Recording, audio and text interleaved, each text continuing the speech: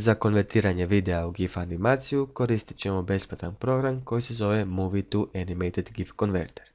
Linkovi za download ovog programa će se nalaziti ispod videa. Zašto linkovi? Zato što postoje dvije verzije programa.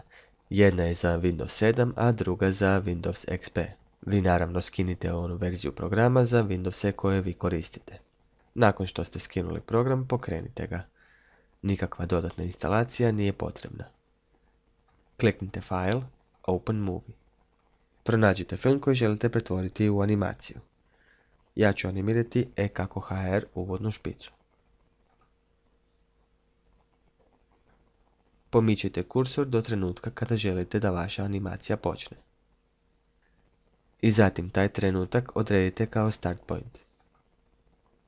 Zatim ponovno mičite kursor.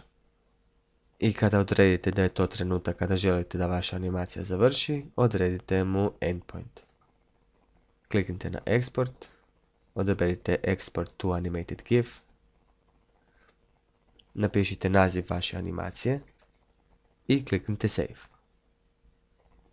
Odaberite želite li da animacija bude veličine videa ili želite da bude umanjena za 50%.